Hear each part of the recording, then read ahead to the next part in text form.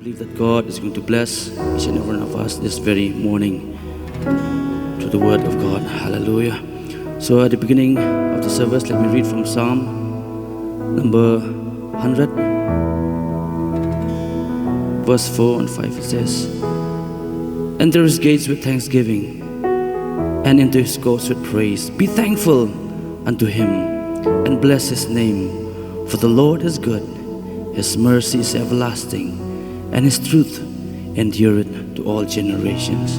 Let me read it once again. "Enter his gates with thanksgiving, and into his courts with praise. Be thankful unto him, and bless his name. For the Lord is good, his mercy is everlasting, and his truth endureth to all generations." Amen. Hallelujah, hallelujah. Our God is good, amen. He's so good, and his mercy endures forever and ever. His mercies are new every morning, amen. So why don't we all stand up together this morning, bless the Lord together, thank him for this beautiful day, and praise his name, for you alone is worthy to be praised, amen. Hallelujah. Let's all raise our voice together to bless his name. Hallelujah. Heavenly Father, we come before you this time, Lord God. We say thank you, Lord God. Thank you, Lord God, for you have given us this beautiful day. We can assemble together in your name, Lord God. This is the day that you have made. We will rejoice and be glad in it, Lord God. Lord, we want to say thank you, Lord God. Thank you, Jesus, for your wonderful presence, Lord God, throughout the night, Lord God. For waking us up, Lord God, in the morning, Lord God. We can see this beautiful day. Lord, we want to say thank you, Lord God, for your goodness, for your mercy, for your love, for your kindness, for your faithfulness, for your grace. Thank you for the blood, thank you for the cross. Thank you, Lord God, for your salvation, for the eternal life you have given unto us, God. Thank you, Lord Jesus, for your forgiveness, for your healing, for your deliverance, for your freedom. Thank you, Lord God, for your blessing, for your favor of our lives. Thank you, Lord Jesus, for the angels that surrounds us, Lord God, both day and night. Thank you, Holy Spirit, for leading us and guiding us always into all truth, Lord God, and for enabling us, Lord God, to live each and every passing day of our life, Lord God. Oh, Jesus, thank you, Lord God. Thank you, Jesus. Thank you for your blessing, for your favor of our lives. And thank you, Lord God, for your wonderful presence in this place, Lord God. Thank you, Father. Have your way in this place by your Spirit, Lord. We surrender our will to your will, Lord God, this morning. Have your way in this place. Do your will and have your way, Lord God. Be, Lord God, in this place. Move among us, Lord God. We open our hearts to you, Lord God, this morning. Speak to us, Lord God. Hallelujah. Amen, amen. Hallelujah. Hallelujah, hallelujah, amen. So are you ready to praise God? Yes, are you ready? Yes, are you ready? Amen. So when we all stand together to our feet, all those who are present in this place, bless the Lord together. Clap your hands together, amen. Bless you, Lord God. So good, and your mercy endures forever and ever.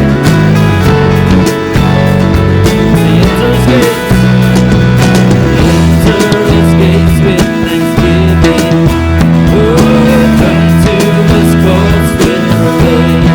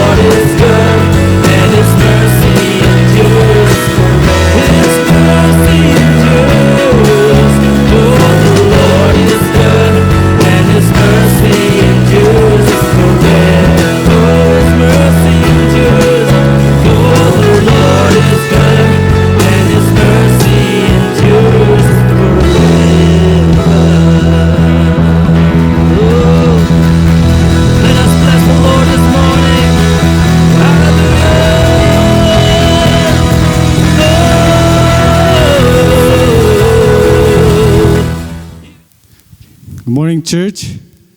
I believe it's still morning. Yeah. It's a privilege to be here in the presence of all believers. It's my third time attending this service, and it's been a blessing. The first time I was here, I enjoyed the service. I enjoyed the praise and worship. I enjoyed the sermon also, and even the second time, it's always a blessing to be here.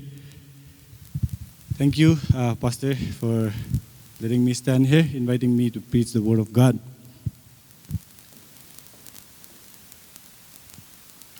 This morning, I will be preaching from the book of the epistle written by Paul to Timothy, the 2 Timothy chapter 2, verses 15 to 26.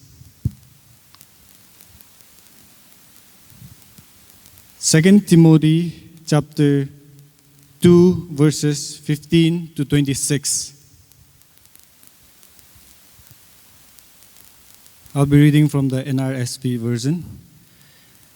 Do your best to present yourself to God as one approved by Him, a worker who has no need to be ashamed, rightly dividing the word of truth.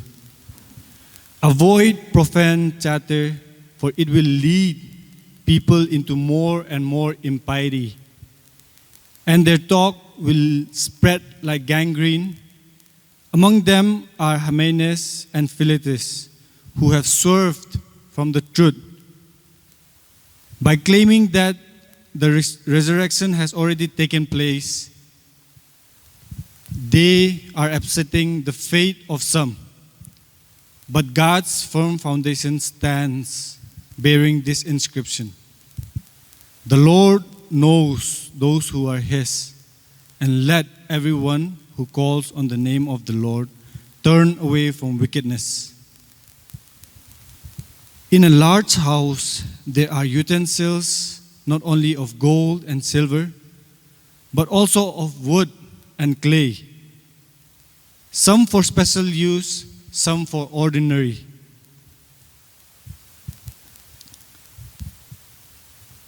Some for special use and some for ordinary. All who cleanse themselves of the things I have mentioned will become special utensils, dedicated and useful to the owner of the house, ready for every good work. Shun youthful passions and pursue righteousness, faith, love, and peace, along with those who call on the Lord from a pure heart. Have nothing to do with stupid and senseless controversies. You know that they breed quarrels.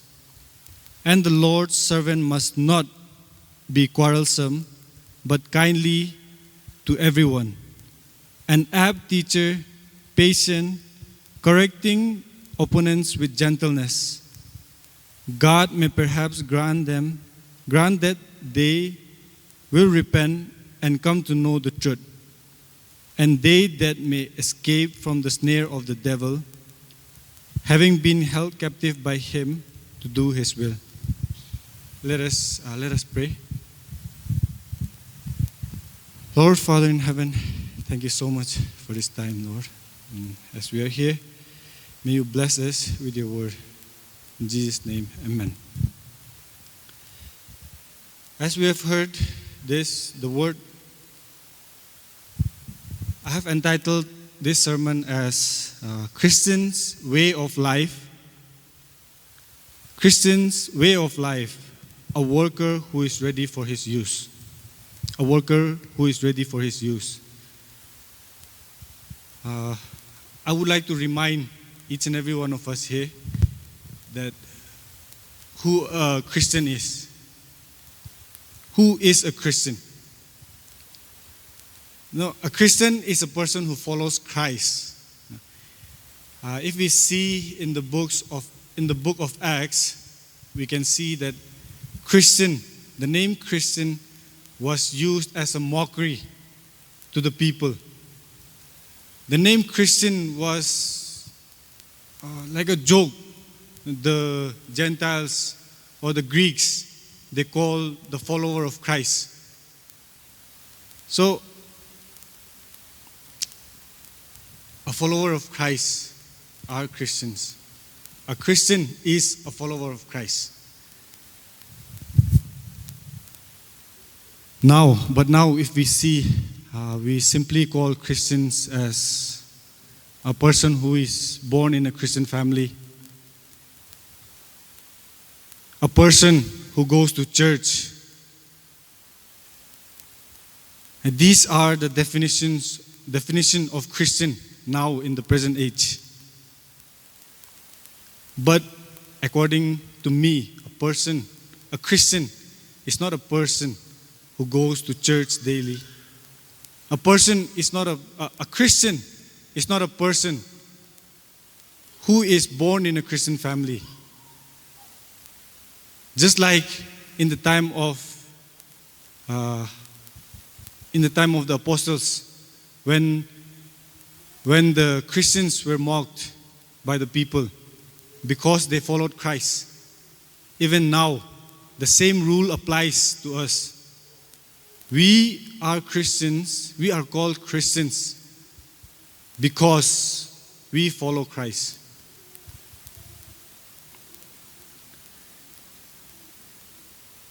A person cannot be a Christian and not follow Christ. A person must accept Christ in their life and follow Him. That is the true Christianity. Putting Christ in the center of our lives is true Christianity. So, we all know what a Christian is, and I just reminded everyone that what a Christian really is. A Christian is a follower of Christ. So now, as His followers, what responsibilities do we have? What responsibilities did Christ give to us as His followers? We can see this in the book of Matthew chapter 28, where it talks about the Great Commission. I will be emphasizing on the preach and teach part. God, Jesus, before His ascension, He told His disciples, go and make disciples, teaching them, preach and teach. That's what He said.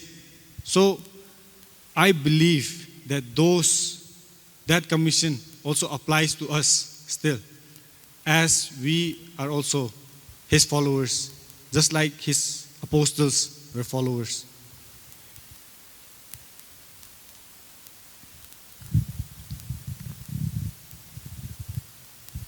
We are also given the same commission, and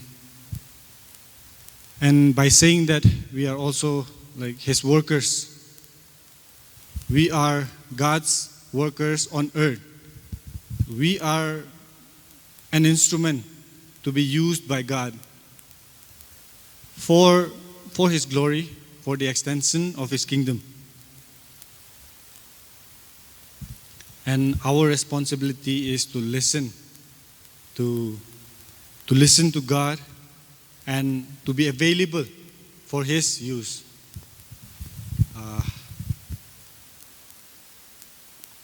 In this chapter, in this verse, 2 Timothy chapter 2 verses 15 to 26, Paul shows the qualities of a good worker. He shows how to be an approved worker of the Lord so that we will be used by him. Let's see verse 15. Verse 15 says, "Do your best to present yourself to God." Do your best to present yourself to God as one approved by him. It says, do your best. Do your best to present yourself approved unto God. What does the author mean by saying this? Do your best. If we see the root word, it can also be translated as strive. Strive, endeavor, or hasten, or to make effort.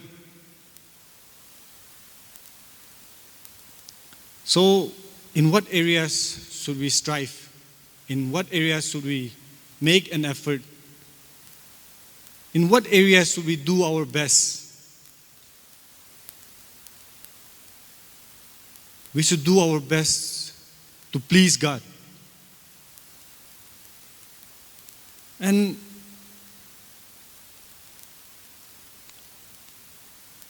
how can we please God? It's also like this, like we do our best, right? We do our best to please God. And how can we please God to do our best? And if we see God, God knows everything, God sees everything. He is not like any other masters who is not pleased by the worker, who cannot see that worker's effort in doing his best. But God knows what your limitations are. God knows if you are giving your best or not. So, the preceding text says, a worker who has no need to be ashamed. So if we give our best, we don't need to be ashamed of anything. We give our best no matter the outcome. So God sees our heart. God sees our efforts. God sees what we have done, how much we have given to that work. So we must not, when we give our best, we don't need to be ashamed of what we did.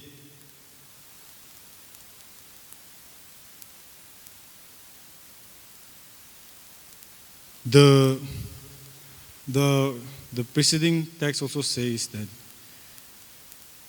rightly explaining the word of truth. Now, in these times, we have the Bible, we have the Word of God in our hands, in our fingertips. And I believe to explain the Word of God correctly, we must study the Word. We must know the Word. And this is uh, this is this is the qualities that we must build on as his follower, as his worker.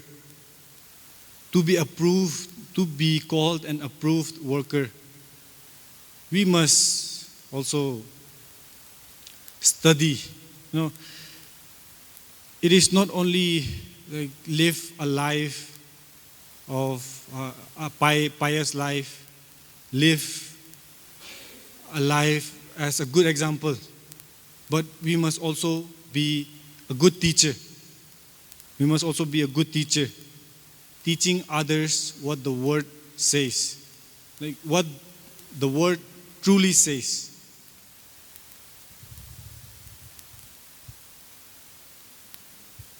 So these are the qualities that we must build on. We must do our best, give our best, and to rightly divide the Word, to rightly teach the Word, we must know the Word. And to know the Word, we must read the Word. And by reading the Word, not only read, but also study the Word. Give more time to the Word. I have come across one video. It says, that video says that a guy was preaching and he said, you know, we Christians, we only have defensive things. We have the truth, and we have, like in Ephesians chapter 6, there are armors of God. And there is the helmet of salvation, the belt of truth, all these things. And then these are all defensive. But there's only one offensive thing that we have, like one thing that we can offend with. That is the Word of God. The Word of God is also called the sword of the Spirit. So we must study that Word in order to use that Word. Let us move to verse 16. It says, avoid profane chatter, for it will lead people into more and more impiety. Now, when we study the Word, so many questions arises in our mind. But we must know which question to ponder upon, because these questions may lead us astray from the Word. And we must also, as the Bible verse says, we must avoid profane chatter. Why? The verse says, why? For it will lead people into more and more impiety. It will lead into more and more impiety. Profane, in the dictionary, it means godless, ungodly or useless. So we must avoid from all those talks, all those conversations that we have with our friends or anyone, even among our families. Why? Because this will lead us into more and more impiety. This will lead to more and more. In other version, it says, this will lead into more and more godless behavior. So, it's only been 3 years that I converted to Christianity. Actually, I was saved in the year 2021. That's when I accepted Christ and I decided to study theology. Decided as a gratitude And as an expression of gratitude, I decided to study God's Word. I told to myself, God has saved me from the darkness, so I must live the rest of my life for His glory. That's what I say to myself.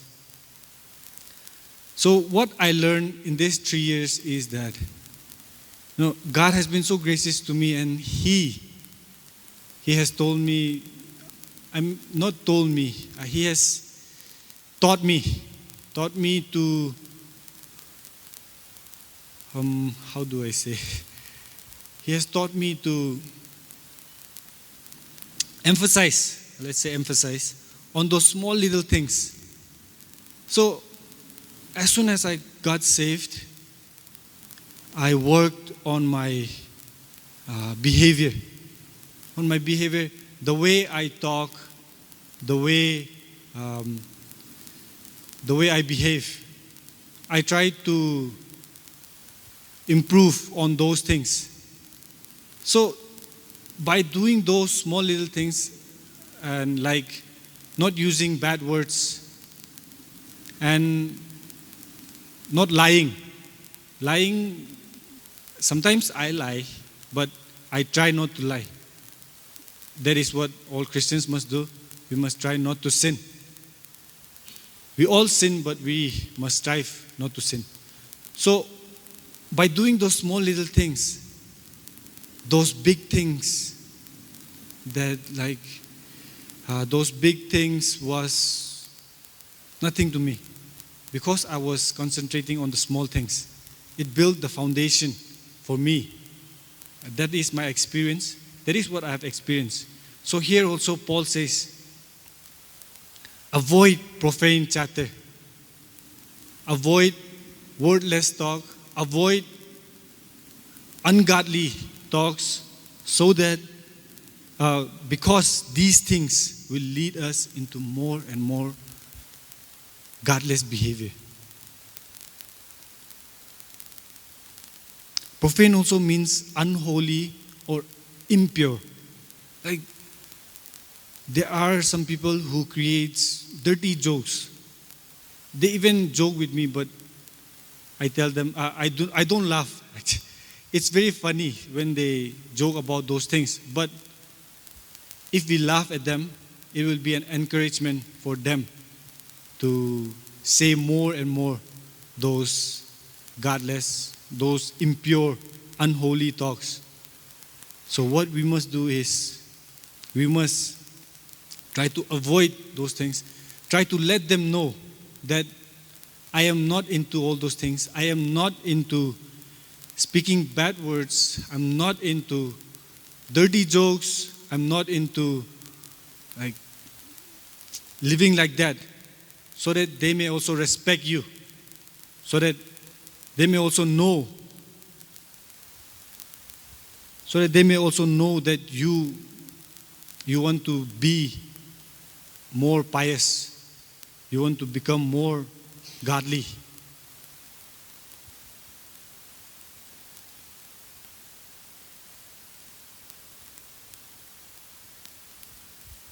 Verse 17 says, and their talk will spread like gangrene.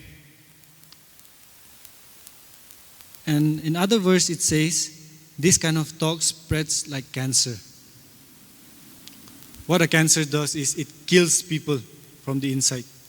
So these things, these small little things that we don't care about sometimes, these small little things are eating us from the inside. And someday, this will grow big and impact our lives. It will show, it will reveal the flesh, the sinful nature in us. So we must be very careful of these small little things, like the small little slangs that you use, the small little lie, and the small little dirty jokes.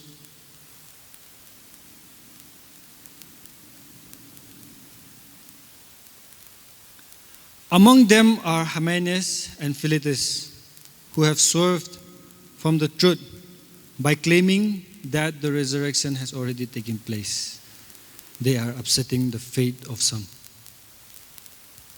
There were two people who went astray, Hymenaeus and Philetus.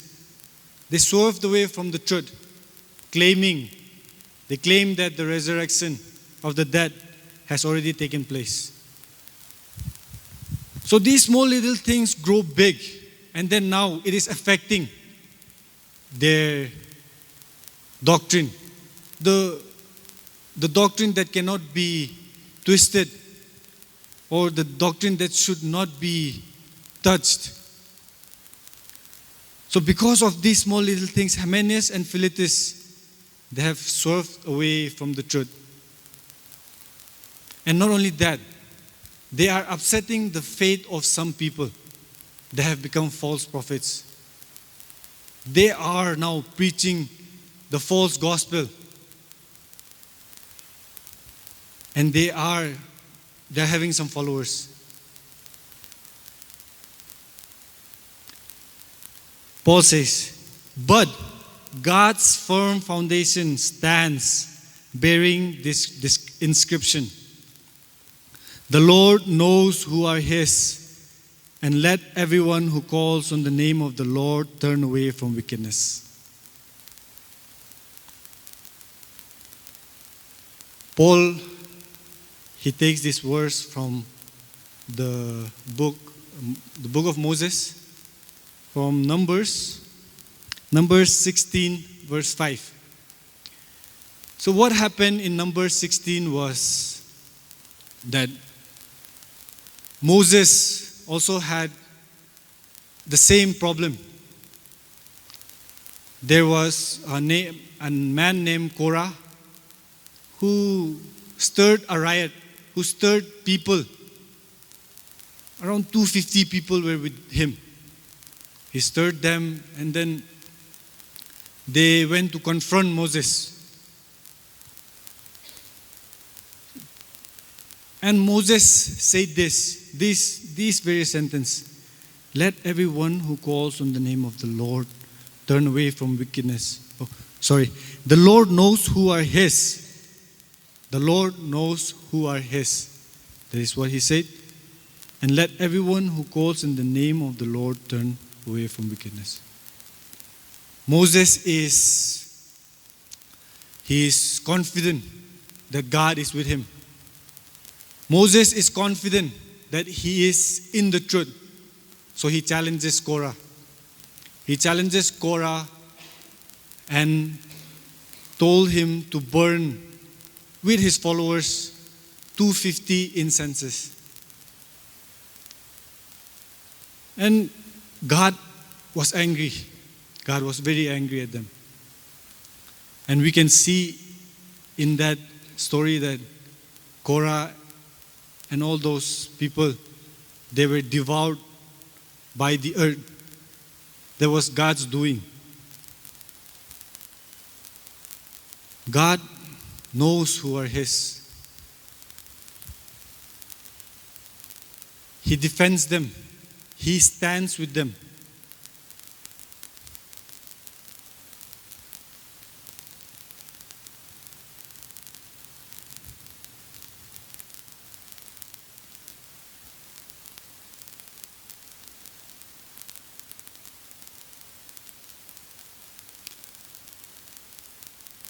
Let us not be ashamed.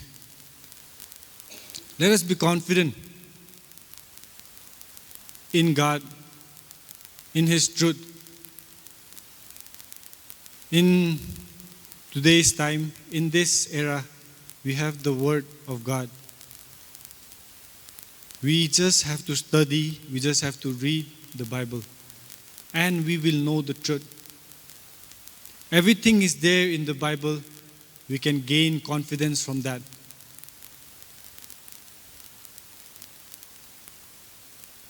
So, just like Moses, let us also be confident in what we stand for and not be ashamed like the approved worker of God. Let us fight for the truth.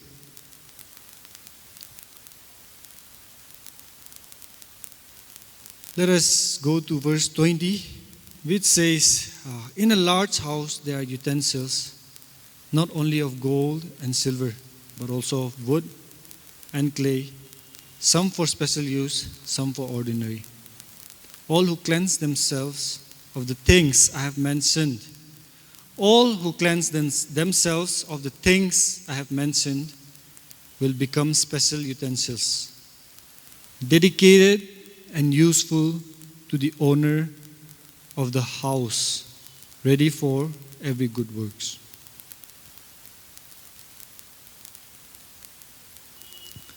Paul used this illustration to explain the usage of the utensils in our houses. We use special utensils for special guests. But we use all those dull, like wooden spoons for daily usage. But out here, Paul is not emphasizing on the usage, but the honor that the utensils are getting from their use. Paul says, all who cleanse themselves of the things I have mentioned will become special utensils, dedicated and useful to the owner of the house, ready for every good work. Every Christians are supposed to be used, like the honored used, to be used as honorably, I should say. But unfortunately, there are some Christians who does not live by this principle. There are some Christians who neglect these small little things. There are some Christians who have ignored these things and they have grown into more godless behavior.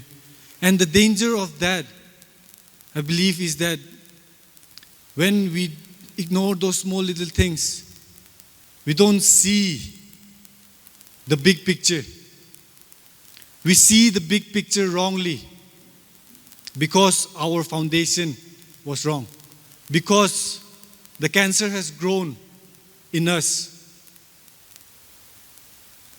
by those small little things.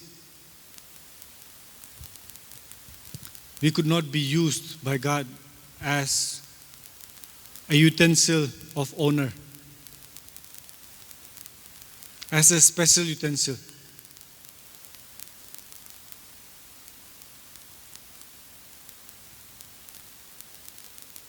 God wants every Christian to be used honorably. Like, He wants to give honor to every Christian in their usage. But not every Christian deserves this. God watches over each and every one of us. He knows our hearts. God is holy. God is holy. He wants to use those who are clean. He wants to use the clean utensils.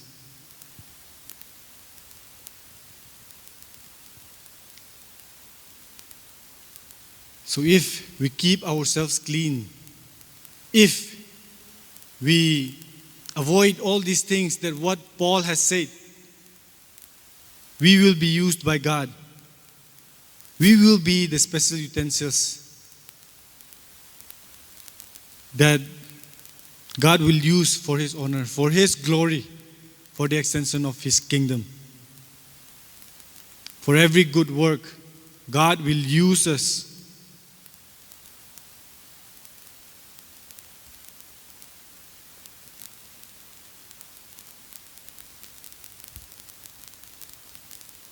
In Joseph's story,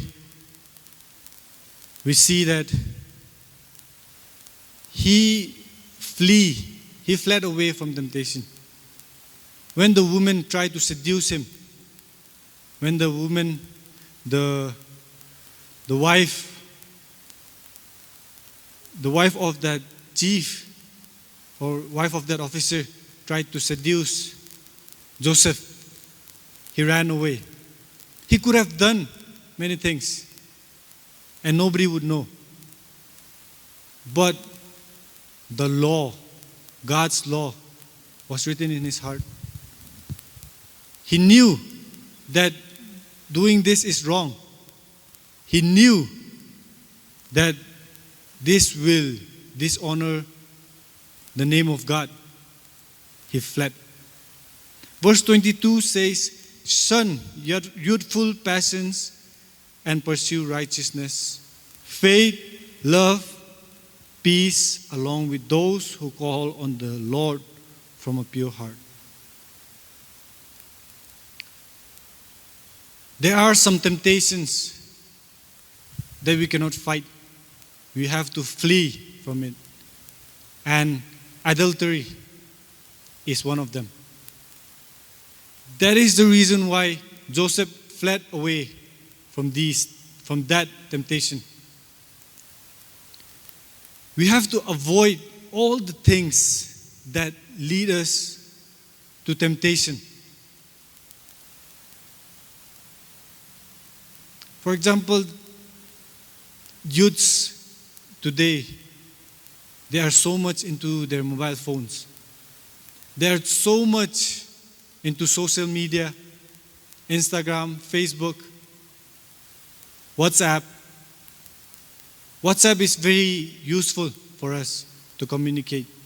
But there are some people who post inappropriate status, and since nobody is watching us, we just have a look. We read and we find those dirty little jokes funny.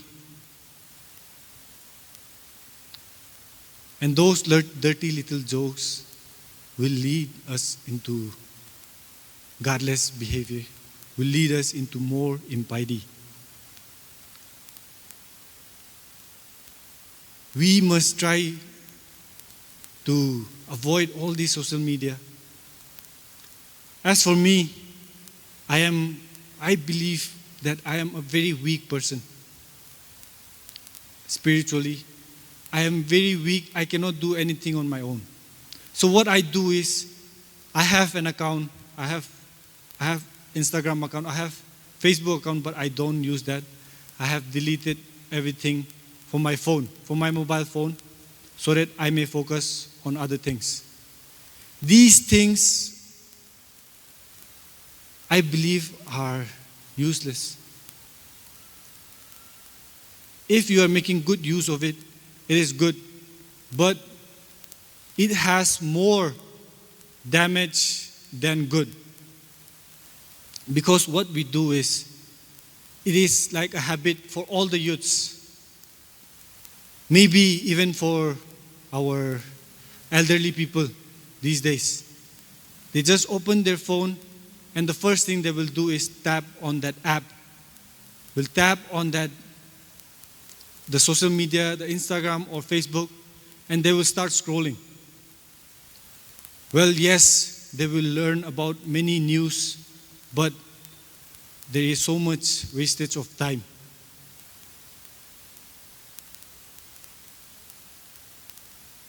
So, youths, I would like to encourage each and every one of us here that let us not use social media for bad use, but let us control.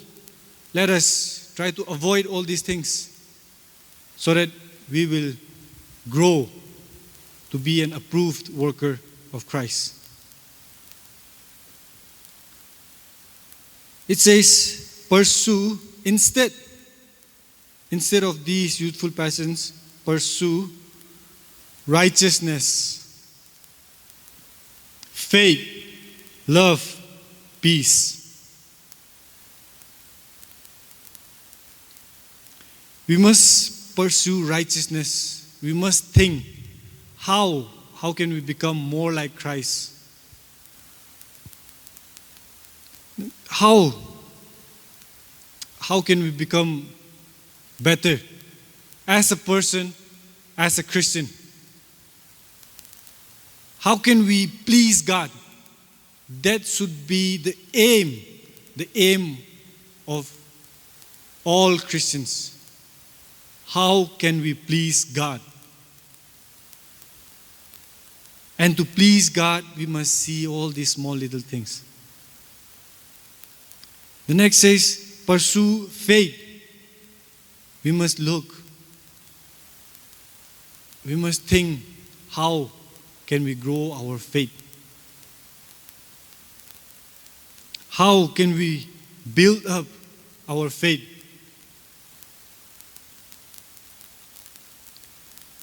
This also, we can build our faith by reading the Word of God. There are so many things, so many stories in the Bible that we see are impossible. But we know that God can do it. So by reading the Word of God, we can build our faith. And we can also look for other things that will build our faith. We must love, pursue love. We must love one another. We must forgive. We must love the ones who are difficult to love. God said, love your enemies. Who are our enemies? The ones who persecute us. He's not saying love Satan or love the devil or the evil spirit, but love the ones who persecute us. He said, pursue peace. Peace is the work of love. If we have love, there is peace. There is peace in the society. There is peace in our hearts. We must pursue, we must be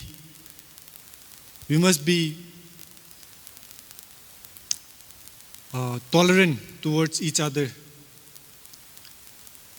We must be forgiving to one another so that we may have a good fellowship, a good connection between one another. We should not judge one another, but understand each other, which will bring peace. And here, the verse, the beautiful saying is that along with those, it says, who calls on the Lord from a pure heart. Let me read from other version. It says, enjoy the companionship of those who call on the Lord with pure hearts. The world is filled with evil. The world is filled with people who are not the child of God. The Word of God says that people of the world are sons and daughters of devils. The world is a world where Satan rules. And it can be very alluring sometimes. It is very seducing for us Christians to live in this type of world. It is, since we have the flesh, we are made of flesh. We tend to go in that place. But to avoid those things, we must enjoy the fellowship with our fellow Christians.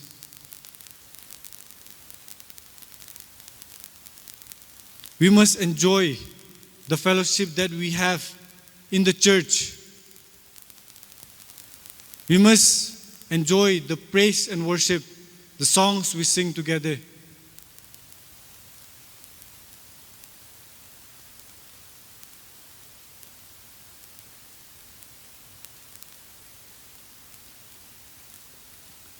And we must have nothing to do with stupid and senseless controversies. These controversies, they will only breed quarrels.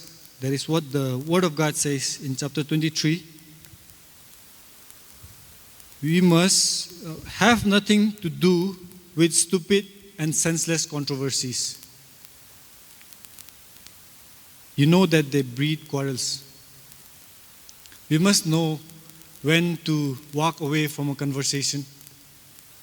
We must be wise and think that this conversation is leading nowhere but into fights. It is leading into fight. This conversation will surely bring fight. So we must have nothing to do with these things. This has been said in verse 14 also. It says, remind everyone about these things and command them in God's presence to stop fighting over words. Such arguments are useless and they can ruin those who hear them. It has been said repeatedly in the same chapter. Avoid, avoid, avoid. Avoid these things. Avoid getting into fights. Avoid getting into quarrels. Avoid this senseless, stupid controversies which will lead into quarrels. So we must, God has given us wisdom. God has given us discernment power. So we must know when to back up and when to fight for the right thing. And the Lord's servant must not be quarrelsome and be kindly to everyone, an apt teacher, patiently correcting opponents with gentleness. Like I said, a Lord's servant must not be quarrelsome. Sometimes what we can do is we can just agree to what they are saying, even though it is wrong. Because if we disagree, we will have a fight with them. Or we can gently, kindly, patiently correct those opponents, those false teachers, and those teaching the false doctrines. We must correct them gently, patiently, with a loving heart, knowing that the devil has led them astray. We must have that empathy for them, that we must see that it is not them, but it is the devil that is doing the work. They are just victims of the devil's work. So we must be kind, we must be gentle, we must be patient towards all these people, all the false teachers, and patiently correct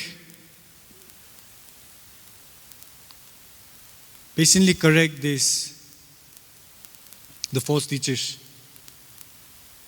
It said out here we can see that the Lord's servant must be an apt teacher.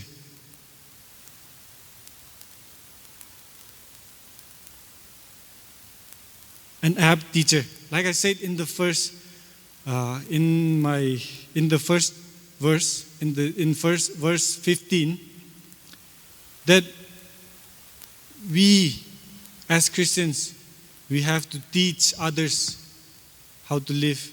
We have to teach others the right doctrines, because the world is full of intellectual peoples. The world is full of philosophies. The world is full of ego. The world is full of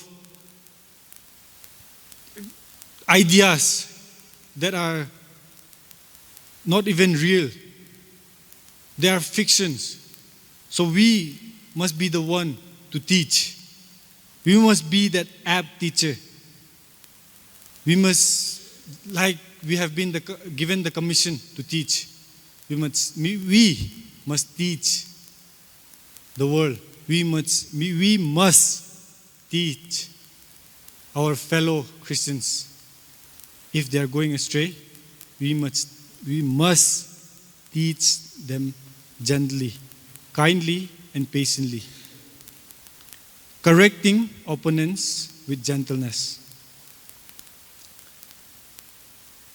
That, let's see, are the preceding words. That God may perhaps grant that they will repent and come to know the truth. Why should we be gentle? Why should we be kind? We should, like I said, we should know that it is not them. They are just the victim of the devil's work.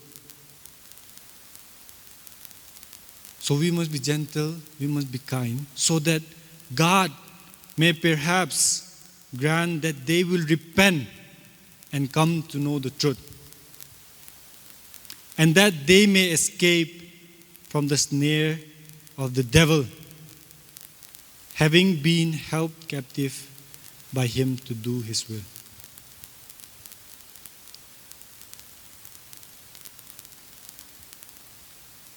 We must know that we are all, not only them, but we are all victims of Satan. We are all sinners. The Word of God says, no one is righteous. We are all sinners, we are all victims. So we must not judge others because they have fallen into false heresies. We must not look down on them, but have sympathy. We, among all the others, we above all must understand what it is like to be a sinner. Because the world does not understand that they are sinners. The world does not understand what is sin. But we Christians, we do understand who sinners really are. What sin really is. So we, above all, must understand those people and try to gently instruct or correct them. So to be an approved worker of God, we must build on these qualities. We must do our best. We must please God.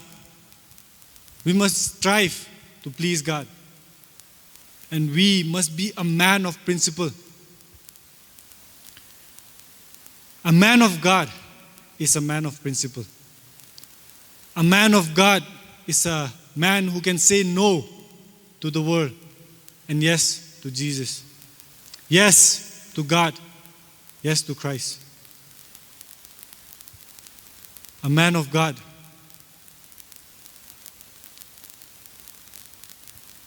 should be a man who wants to please God. A Christian's aim should be to please God. And we can please God by avoiding all these small little things and growing into more piety. Let us pray.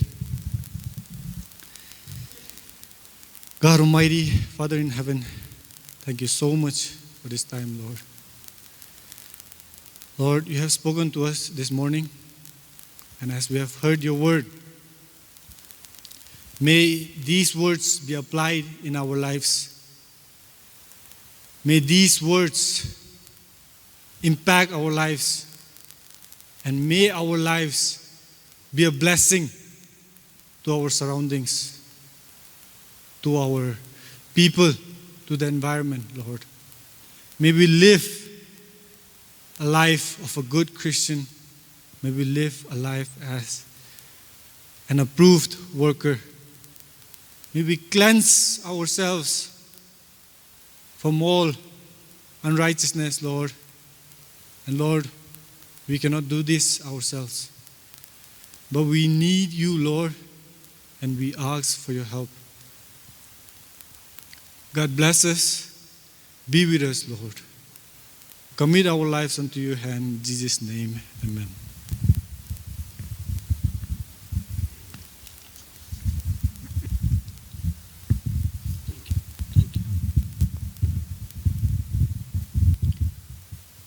Thank you, Brother Clement,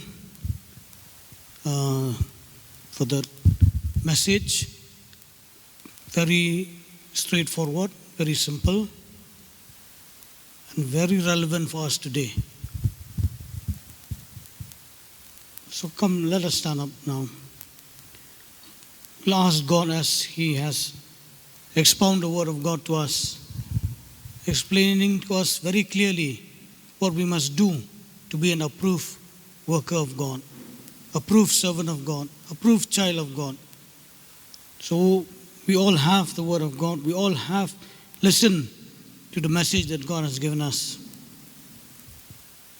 But now let us ask God to give us the strength to do, to put into action all that we have heard. If we don't put into action, it will just be another wonderful message. It will not be a transforming message. Let it transform our life. When we go out from here, let us put into practice each and every word that we have heard today. And God give us the strength to do it. Dear Heavenly Father, we come to you. We thank you, Lord, that you have spoken to us today, O God. Lord, how and why we should live a life approved, O God, by you, O God. The characteristics, O God, of a godly person, O God, you have laid down, O God, in us, O God, today, O God. Lord, we know, O God, what to do, O God. But Lord, we ask you, Lord, give us the strength, O God, to do these things, O God, to be a approved worker for you, O God, to be a living example for you, O God, to be, O Lord, not just living example, but to be teachers, O God, and leaders, O God, people for them to follow us, O God, as we follow you, Lord. Lord Jesus, we ask you, Lord, by our own strength we cannot do it, O God. We are weak, O God, in ourselves, O God. Lord, we know that we live in this flesh, O God. And Lord, the flesh is always weak, O God. Yes, Lord, we have your spirit, O God, in our lives, O God. Lord, we ask you, Lord, give us the strength to do it, O God. Lord, we will make an impact, O God, in this world, O God. Lord Jesus, help us, O God, to be, O God, a beacon of light, O God, in this dark world, O God. Lord, to be a shining light for you, O God, that all may come to you, O God, to know you, O God, that you are the only true light, O God. Lord Jesus, help us, O God. Give us, O God, the strength, O God. Empower us, O God. Empower us by your Holy Spirit, O God, to put into action, O God, the things that we have heard today, O God. Lord Jesus, we give you all the glory, all the praise that you have spoken to us today, O God. Lord, thank you, Lord. Even, Lord, bless our brother Clement, O God, in his studies, O God, in all his endeavor, O God, to be an approved worker for you, O God. Thank you, Lord. We give you all the glory, all the praise, O God. And as we leave from here, O God, we ask, Lord, that your love, O God, be with us. Your grace, Lord Jesus, be with us. And your sweet fellowship, Holy Spirit, be with us. As we leave from this place, we will be empowered to do your will. and with all the saints throughout all the world who call upon your name, Jesus, now and forevermore. Amen. Amen. Amen. God bless you. We will